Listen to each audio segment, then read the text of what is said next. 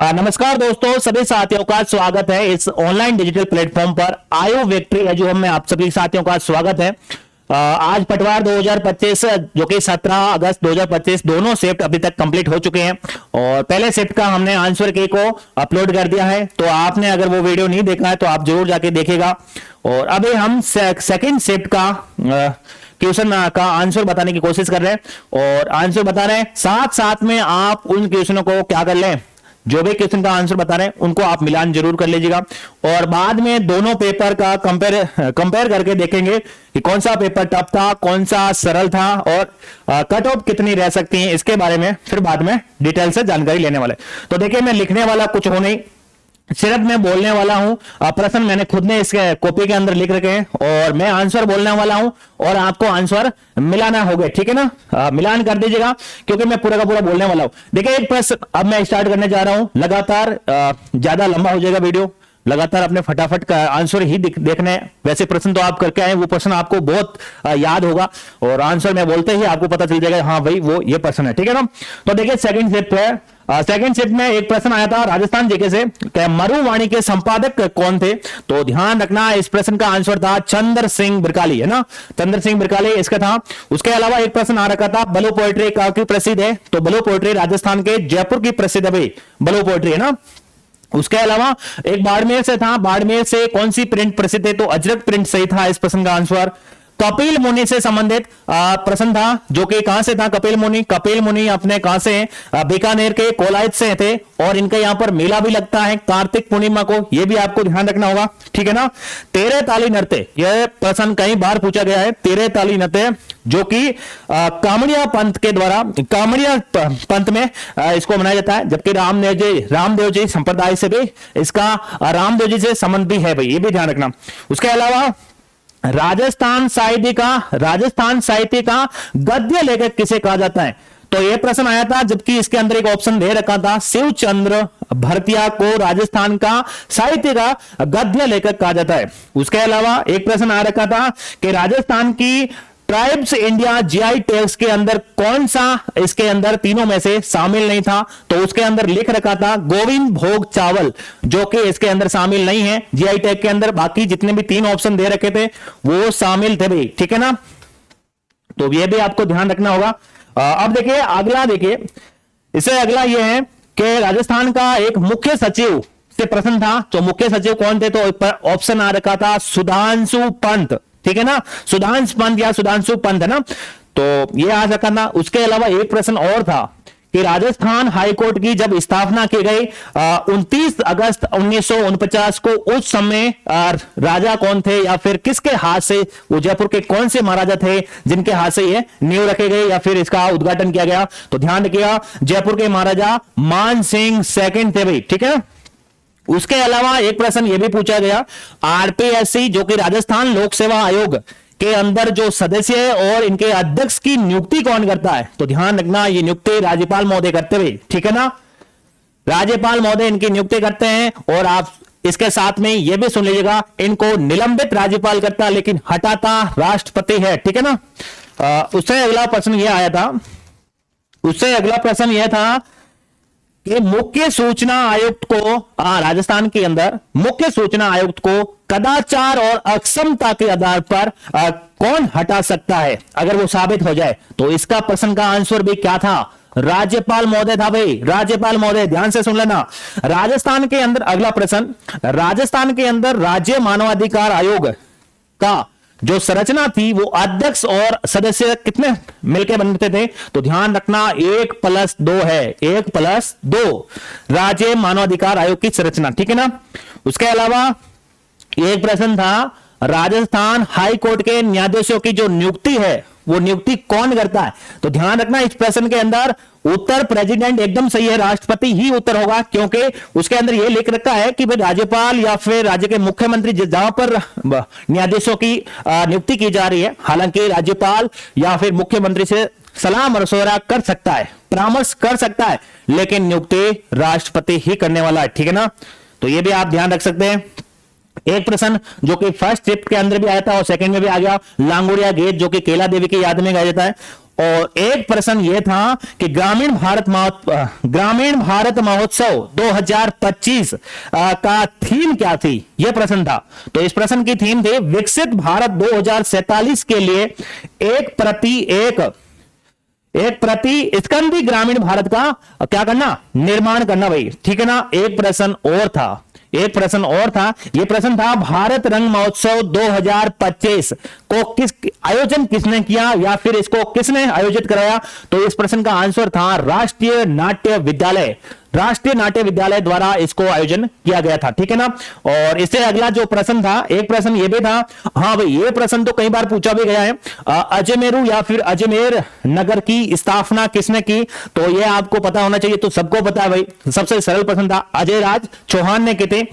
उसके अलावा एक प्रश्न यह भी था, राजपूतों को नागर या फिर ब्राह्मणों की उत्पत्ति किसने बताई। तो ध्यान रखना यह बताई है डॉक्टर दशरथ शर्मा ने। कई बार यह प्रश्न रिपीट हो चुका है और इस प्रश्न में भी टपका है भाई। उसके अलावा मेवाड़ प्रजामंडल की स्थापना, बहुत सरल प्रश्न था, माणिक्य लाल वर्मा ने। एक प्रश्न यह भी था कि कोई भी व्यक्ति कितने समय तक राज्य विधानमंडल का सदस्य न होते हुए भी मंत्री रह सकता है या फिर मुख्यमंत्री बन सकता है। तो इस प्रश्न का आंसर था 6 माह, ठीक है ना, 6 माह था भाई। उसके अलावा विश्वविद्यालयों के अंदर जो कुलपति है, जो नियुक्ति होती है, उनकी नियुक्ति कुलाधिपति कहलाता है। जो कौन होता है, तो भाई वो राज्य का राज्यपाल होता है। जो वर्तमान के अंदर कुलगुरु नाम का पद है भाई, कुलगुरु, ठीक है ना। अब कुलाधिपति की जगह कुलगुरु कर दिया गया, ये भी आप ध्यान रखना। उसके अलावा एक प्रश्न यह था, अमोलक वाता जो कि किसकी रचना थी। तो लक्ष्मी कुमारी चुंडावत, ठीक है ना। और एक प्रश्न जो कि फर्स्ट शिफ्ट के अंदर भी पूछा गया था और इसमें वापस से रिपीट हुआ है, और वो था आभूषण से चूप के बारे में पूछा गया। उसमें रखन चूप दोनों थे, इसके अंदर चूप आया है। चूप जो कि दांतों के अंदर जो सोने की मेख लगाते हैं उसे चूप कहा जाता है, यह भी आप ध्यान रखना। और एक प्रश्न यह आया कि लहरिया भांत की ओढ़नी कब ओढ़ी जाती है। तो ध्यान रखना ये तीज के त्योहार पर ओढ़ी जाती है भाई, ठीक है ना। तब प्रश्न एक ये भी था, राजस्थान के अंदर लक्ष्मण जी का अवतार किसे माना जाता है। तो इस प्रश्न का आंसर तो बहुत सरल था भाई, लक्ष्मण जी का अवतार पाबू जी को कहा जाता है। कोलूमंड है ना, फलोदी जिला भाई, पहला जोधपुर में पड़ता था। एक प्रश्न ये भी आया था, राजस्थान की राधा जो कि मीराबाई को कहा जाता है भाई, राजस्थान की राधा मीराबाई को। और एक प्रश्न ये भी इसके बारे में था, भंड देवरा का मंदिर जो कि किसने बनाया ना, तो मलय वर्मा ने बनाया था। ये हाड़ौती का खजुराहो कहलाता है भंड देवरा, जो कि 12 के अंदर स्थित है भाई, ठीक है ना, ये भी आप ध्यान रखना। हाँ, एक प्रश्न यह भी था कि एक रूपा रेल की शाखा को रोक के एक क्या बनाया गया, बांध बनाया गया था। कौन सी या फिर झील बनाई गई थी। रूपा रेल एक शाखा को रोक के एक झील या फिर एक बांध का निर्माण किया गया, जो कि क्या नाम था उसका, सिलीसेट झील, जो कहां पर है, अलवर के अंदर भाई, ध्यान रखना। उससे अगला प्रश्न एक ये भी था, धरती धोरारी ये कहानी या फिर ये रचना किसकी है, ये प्रश्न था। ये तो कई बार सबका फेवरेट क्वेश्चन है, कन्हैयालाल सेठिया, है ना, चुरू से संबंधित। आधुनिक भारतीय का पुनर्जागरण, उसमें प्रश्न पूछा था वो क्या था, सती प्रथा से, और यहां पर पूछ लिया आधुनिक भारत का पुनर्जागरण का जनक किसे कहा जाता है। तो राजा राम मोहन राय को कहा जाता है आधुनिक भारत का पुनर्जागरण का जनक। एक प्रश्न यह भी था, 1707 ईस्वी में जब औरंगजेब का उत्तराधिकारी कौन बना था। तो ये बना था बहादुर शाह फर्स्ट बना था भाई, ठीक है ना। और उसके अलावा रंगपुर, लोथल, धौलावीरा और एक कौन सा था, प्रभास पाटन, ये सभी कैसे कहां पर है ये स्थान, है ना, ये स्थान पूछे थे। धौलावीरा तो यूनेस्को की वर्ल्ड हेरिटेज साइट भी है भाई, ये भी आपको पता होना चाहिए। तो ये साइट है सब कहां पर है, तो ये स्थान कहां पर है, तो ये स्थान सभी गुजरात के अंदर है, गुजरात के अंदर है सभी। अब देखिए उसके अलावा प्रश्न आया था, एक प्रश्न इंपॉर्टेंट था कि मध्यकाल युग में औजारों को क्या नाम था। मध्यकाल युग के अंदर औजारों का नाम क्या था। तो ध्यान रखना माइक्रोलिथस, माइक्रोलिथस, ठीक है ना। और उससे अगला प्रश्न एक और था, यह प्रश्न अच्छा था, नवपाषाण शब्द किसने दिया। यह प्रश्न अच्छा लेवल का था भाई। नवपाषाण शब्द किसने दिया, तो बता देते हैं, जॉन लुबॉक ने दिया था भाई, जॉन लुबॉक ने दिया भाई, ठीक है ना, जॉन लुबॉक ने यह शब्द दिया था नवपाषाण, ठीक है ना। उससे अगला एक प्रश्न और था, इंडिया जो कि भारत और भारत जो कि राज्यों का संघ होगा। इंडिया जो कि भारत है और राज्यों का क्या होगा, संघ होगा। और यह संविधान का स्रोत किस देश से लिया गया है, तो ध्यान रखना कनाडा से लिया गया है। पंचायती राज, ये तो बहुत सरल विषय था भाई। पंचायती राज किसका विषय है, राज्य सूची का 3 सूचियां होती हैं, संवर्ती, राज्य और संवर्ती, तो ध्यान रखना ये राज्य सूची का विषय है।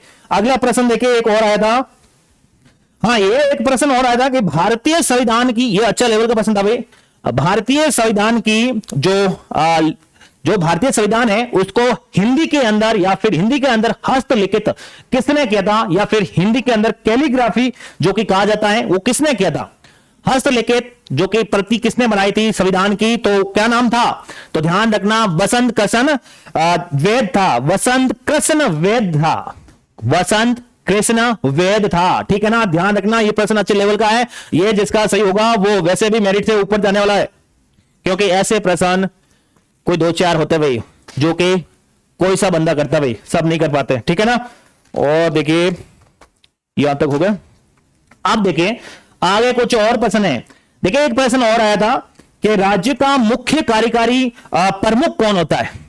प्रश्न, राज्य का मुख्य कार्यकारी प्रमुख कौन है, इस प्रश्न का आंसर गवर्नर है भाई, ठीक है ना। ध्यान रखना राज्यपाल है, राज्य का प्रमुख मुख्य कार्यकारी अधिकारी गवर्नर होता है, ठीक है ना। उसके अलावा जो कैबिनेट, संविधान सभा के बाद में जो प्रथम कैबिनेट मिशन के तहत जो अंतरिम सरकार का गठन होता है, उसके अंदर जो भारत का प्रथम शिक्षा मंत्री जो कि मौलाना अबुल कलाम आजाद बने थे भाई, मौलाना अबुल कलाम आजाद बने थे।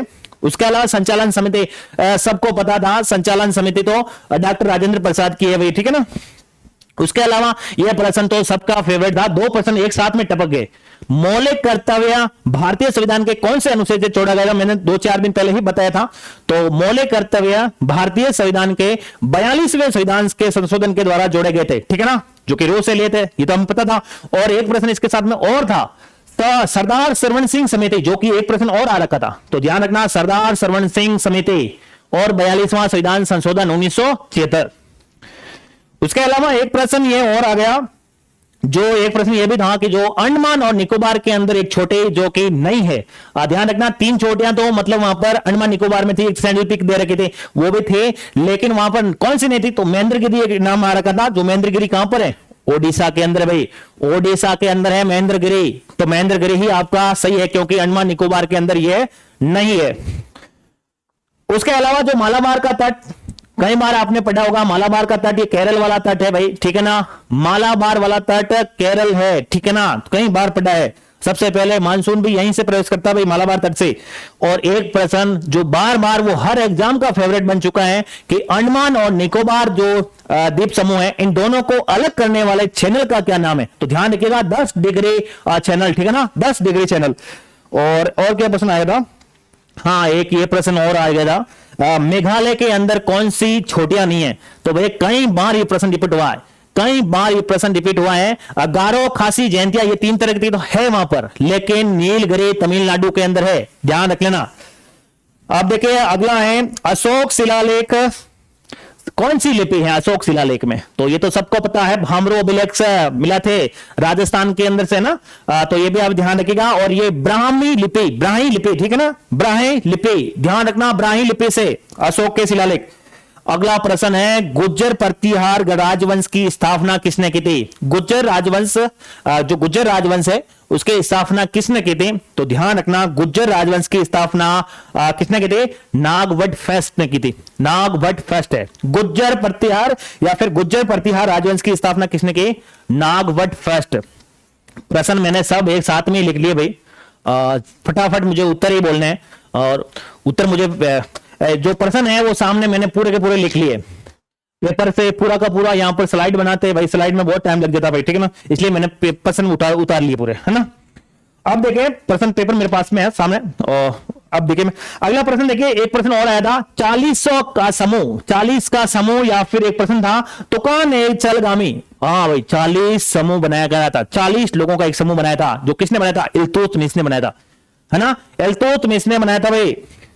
जोग जलप्रपात जो कि दक्षिण भारत में स्थित है, जो कि शरावती नदी के ऊपर है, जोग जलप्रपात, जोग झरना, ठीक है ना, शरावती नदी पर है। मानस, ये कई बार प्रश्न आ चुका है, मानस, जो कि असम के अंदर भाई मानस, जो कि एक सींग वाले गैंडे के लिए भी प्रसिद्ध है भाई, काजीरंगा है, मानस है, ये सब कहां पर है, असम के अंदर भाई। उसके अलावा एक प्रश्न और था कि भारत के अंदर पर्वतीय वनों के अंदर कौन से पाया जाता है या नहीं पाया जाता, ऐसा कुछ प्रश्न था जिसके अंदर तीर पायन ऑप्शन दे रखा था, वो सही है भाई, ठीक है ना।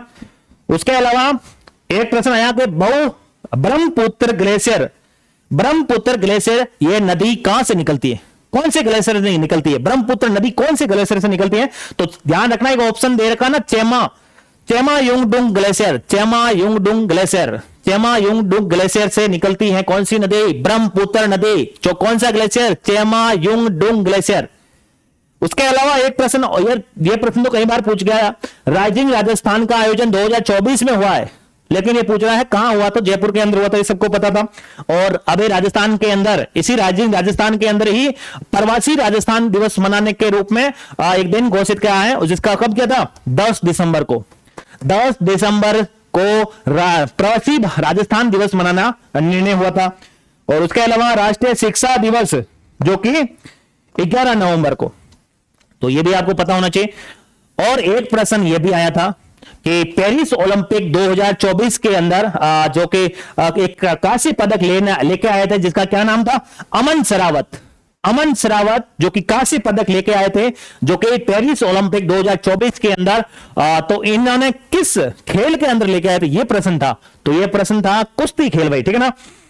उसके अलावा मार्च 1930 जो कि स्वतंत्रता आंदोलन, ये तो घटनाएं भाई साहब, ये तो राष्ट्रीय आंदोलन से संबंधित घटना थी। मार्च 1930 की कौन सी घटना, दांडी मार्च यात्रा, है ना। और एक था ये कौन सा, बिजोलिया किसान आंदोलन, जो कब से होता है, 1897 से स्टार्ट होता भाई, 1897, 1941 तक, 44 वर्ष तक चलने वाला आंदोलन है। और मरुवाणी मैंने पहले भी बता दिया, चंद्र सिंह बिरकाली, ठीक है ना। उसके अलावा तो प्रश्न और थे, इतने ही थे ना, ये मैंने बता दिया, और ये वाला बता दिया, ये बता दिए मैंने, जो ये वाले बता दिए, ये वाले बता दिए। हाँ भाई, इतने ही प्रश्न थे, आप सब इन प्रश्नों को मिला लीजिएगा। राजस्थान से संबंधित और भारत से संबंधित और पॉलिटी से संबंधित जितने प्रश्न थे वो मैंने सबको सब आपको बता दिए, और अब आप खुद मिला लीजिएगा कौन सा आंसर सही है, कौन सा गलत है। एक बार वापस से देख लीजिएगा, अगर स्पीड ज्यादा लगे तो स्पीड कम करके देख लीजिएगा, और स्पीड कम है तो ज्यादा करके देख लीजिएगा। और वैसे आपने एग्जाम दिया है, और एग्जाम दिया तो आपको वो प्रश्न जरूर याद होगा, आपको सिर्फ ये ऑप्शन सुनते ही याद आ जाएगा, हाँ ये मेरा गलत है या फिर ये मेरा सही है, तो ठीक है ना। और अब बात करते हैं कट ऑफ की भाई। तो देखिए अभी तक एक पेपर अपलोड हुआ नहीं है, वो पूरा अपलोड होगा, उसके बाद में हम बता सकते हैं कि कौन सा लेवल बढ़िया है या फिर कौन सा टफ था, कौन सा ये प्रश्न आए हैं उस हिसाब से लगता है ये प्रश्न तो भाई ठीक ठाक ही है। कोई 2-4 प्रश्न अच्छे लेवल के हैं, 2-4 सिर्फ, बाकी सब प्रश्न रिपीट हुए हैं, ठीक है ना। प्रत्येक एग्जाम के अंदर ये प्रश्न आ रखे, कोई भी ऐसा प्रश्न 2-4 प्रश्न, अगर 2 या 3 प्रश्नों को छोड़ दिया जाए, बाकी सभी प्रश्न रिपीट हुए, तो रिपीट हुए इसका मतलब तो भाई पेपर का स्तर कम ही था इनका, जो जीके वाला था। अब बाकी वाला और है भाई, रीजनिंग है, इंग्लिश है, या फिर है ना, तो उनका और देखना पड़ेगा। तो और एक बात ध्यान रखिएगा, अब आप जो भी होना था वो हो चुका है, अब कट ऑफ के चक्कर में एक तो पहले बात आप पढ़िए मत, ठीक है ना, क्योंकि आपके अगला एग्जाम आपके सबके फॉर्म भरा का होगा, तो आप जरूर अपने यहां तक ये छोड़ दीजिएगा कि जो हुआ वो देखा जाएगा, क्योंकि अब चीज हो चुकी भी, ना तो आप कुछ बदल सकते हैं ना कुछ कर सकते हैं। एग्जाम हो चुका है, जो अच्छा हुआ तो भी हो गया, बुरा हुआ तो भी हो चुका है। अब आप सोचिए अगला आपको क्या करना है, आगे की एग्जाम की तैयारी कीजिएगा, क्योंकि आने वाला एग्जाम आपके इसमें अगर मतलब थोड़ा बुरा हो सकता है, लेकिन आगे वाले एग्जाम के अंदर आप अच्छा कर सकते हैं। लेकिन अगर इसके अंदर ही उलझ गए तो फिर आगे वाला एग्जाम भी आपका सही ढंग से नहीं होने वाला है। इसलिए आप कट ऑफ को ज्यादा ध्यान में मत रखिए, क्योंकि कट ऑफ कुछ भी हो, लेकिन अब आपका तो हो चुका है, अगर ऊपर वाले के ऊपर भी छोड़ दीजिएगा, अगर कुछ अच्छा होगा, अगर कुछ लिखा हुआ है तो जरूर मिलेगी, नहीं तो ठीक है, कोई दिक्कत नहीं। और तनाव वगैरह में मत लीजिएगा, जो होगा अच्छा ही होगा, और इसी उम्मीद के साथ में मैं विदाई लेता हूं और मिलते हैं एक नेक्स्ट वीडियो के अंदर। तब तक के लिए बहुत बहुत धन्यवाद। ऐसा ही और अपनी अगर आप एग्जाम कोई दूसरा एग्जाम की अगर आप तैयारी कर रहे हैं तो आप उनको जारी रखेगा। हाँ, ये एग्जाम हो चुका है, अब आप कट ऑफ के चक्कर में मत रहिएगा, आप अगले एग्जाम की तैयारी कीजिएगा, ठीक है ना। क्योंकि अगर इस एग्जाम के अंदर ज्यादा आपने अगर लगा दिया कि भाई कट ऑफ कितनी रहेगी या फिर क्या होगा क्या नहीं होगा, तो फिर आगे वाला एग्जाम भी आपके ठीक नहीं होने वाला। इसलिए आप जरूर इसको यहीं छोड़ दीजिएगा, जो होगा देखा जाएगा और रिजल्ट आएगा ऊपर वाले जो भी करेगा अच्छा ही करेगा। तो ठीक है भाई, अगले वीडियो के अंदर नेक्स्ट वीडियो के अंदर ऐसा ही कुछ लेके हम मिलने वाले हैं। तो बहुत बहुत धन्यवाद आपका, ठीक है ना। और मिला लीजिएगा सब क्वेश्चन, देख लीजिएगा कौन सा सही है और कौन सा गलत है।